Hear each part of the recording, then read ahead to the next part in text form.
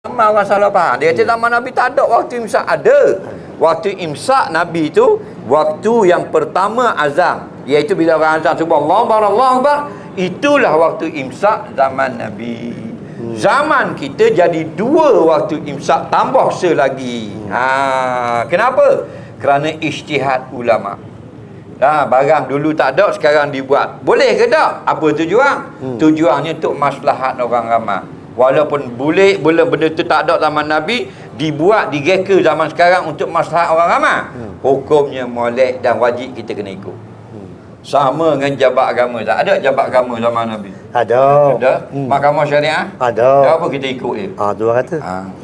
Untuk apa dia buat jabat agama? Mahkamah syariah. Kenapa? Latih mufti, latih qadi, latih hakim masing-masing daerah. Nah, untuk kebaikan masyarakat umat Islam. Itu maslahah dia panggil. Maka dipakai lah.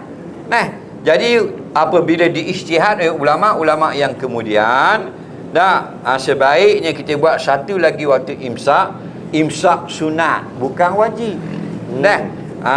Adapun imsak masuk waktu subuh, imsak tu wajib. Allahu Akbar, wajib berhenti makan. Waktu imsak dalam kalender ni dia kata sekarang masuk waktu imsak untuk Kuala Terengganu, Cenering, Kuala Ibar dan Kampung Kolam. Jadi kita pun sunat berhenti makan, bukan wajib.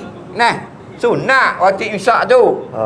Siapa yang sudah makan, jadilah makan. Sebab sudah masuk waktu imsak. Siapa yang sedang makan, makanlah. Tapi jangan lambat-lambat, kerana tak jauh dah waktu subuh. Itu makna dia. Dan siapa yang belum lagi makan dan sekarang sudah masuk waktu imsak, makanlah cepat-cepat. Takut dok dam kayak gini subuh. Tu orang yang sudah makan, jadilah kalau masuk waktu imsak. Orang yang sudah makan, cepatlah makan. Orang yang belum makan, jangan lambat-lambat, nanti tak sedang makan, masuk waktu subuh.